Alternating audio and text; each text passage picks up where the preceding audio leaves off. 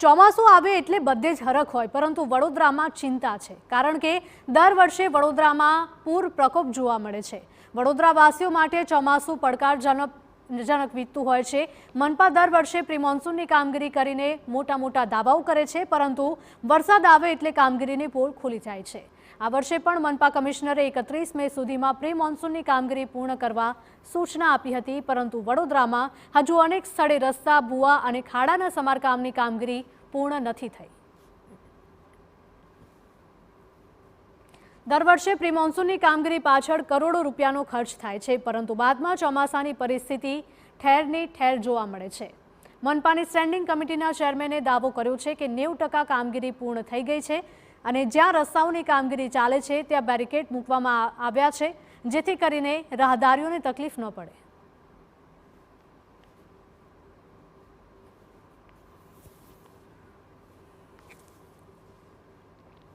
વડોદરા શહેરમાં વિશ્વામિત્રીનો જેટલો મહત્વનો પ્રોજેક્ટ છે તેટલી જ જરૂરિયાત પ્રી મોન્સૂનની કામગીરીને પણ સમયસર પૂર્ણ કરવાની છે।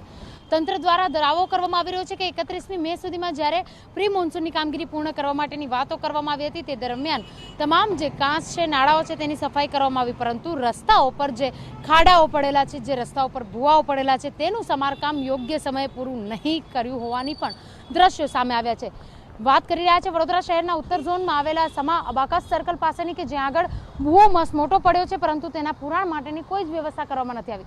બેરિકેટિંગ કરેલા જે બેનરો છે, પતરાઓ છે, તેને પણ પડી ગયેલા છે, સાથે જ ઠેર ઠેર રસ્તાઓ પર વર્ક ઇન પ્રોગ્રેસના બેનરો લાગેલા છે। ઉલ્લેખનીય છે કે તંત્ર દ્વારા જ્યારે પ્રી મોન્સૂનની કામગીરી મે મહિનાના અંત સુધીમાં પૂર્ણ કરવાની હોય છે, કારણ કે જૂન મહિનામાં ચોમાસું ગમે ત્યારે દસ્તક દેતું હોય છે, ત્યારે તેની વચ્ચે હાલ આજે પ્રી મોન્સૂનની કામગીરી છે તેના જે દાવાઓ છે તે પોકળ સાબિત થઈ રહ્યા હોય તેવા સ્પષ્ટપણે દ્રશ્યો જોવા મળી રહ્યા છે। ના ફક્ત ઉત્તર ઝોન, પરંતુ દક્ષિણ, પશ્ચિમ અને પૂર્વ ઝોન, આ તમામ વિસ્તારોમાં પ્રી મોન્સૂનની કામગીરી કેટલા અંશે પૂર્ણ થઈ છે તે તો વરસાદ પડે ત્યારબાદ જ ચોક્કસથી કહી શકાય, પરંતુ અત્યારે જે પ્રમાણે દ્રશ્યો મળી રહ્યા છે ત્યાં આગળ વર્ક ઇન પ્રોગ્રેસના ઠેર ઠેર બેનરો લાગ્યા છે અને કામ હજુ પણ પ્રગતિ હેઠળ છે। પ્રી મોન્સૂનની કામગીરી કઈ રીતે પૂર્ણ કરી છે તે પણ મહત્વનો સવાલ છે। કેમેરા પર્સન રોહિત ગોયલ સાથે અંજલિ ઓઝા, TV9 વડોદરા। વડોદરાના દ્રશ્યો છે કે જ્યાં પ્રી મોન્સૂનની કામગીરી શરૂ તો કરવામાં આવી છે, પરંતુ ચોમાસું હવે માથે છે, પરંતુ કામગીરી હજુ સુધી પૂર્ણ નથી થઈ।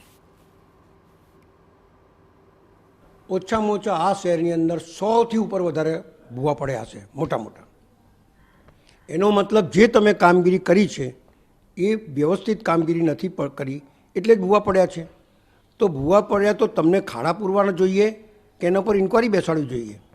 ખાડા કઈ રીતે પડ્યા, કેમ પડ્યા, કોણે ડ્રેનેજ નાખી, કોણે પાણીની લાઈન નાખી, કોણે કેબલ નાખ્યા, કોણે શું કર્યું છે, એ બધીની તપાસ થાય અને એના ઉપર એક્શન થાય। જે અલગ અલગ ઝોનના ડેટાનો અભ્યાસ કર્યો, અલગ અલગ એક્ઝિક્યુટિવ એન્જિનિયર જોડે જે માહિતી મેળવવામાં આવે છે, 70થી 95% જેટલી કામગીરી અલગ અલગ ઝોનમાં પૂર્ણ થઈ છે। જે એરિયામાં કામગીરી ધીમી છે ત્યાં કોને કડક સૂચના આપવામાં આવી છે કે આવનારા 10-15 દિવસમાં 100% કામગીરી પૂર્ણ કરવામાં આવે। જે પ્રોજેક્ટ ચાલી રહ્યા છે, જે પૂર્ણ થયા નથી, એમને બેરિકેટિંગ કરવાની સૂચના આપવામાં આવશે, જેથી કરીને કોઈ રાહદારી એમાં ખાબકી ન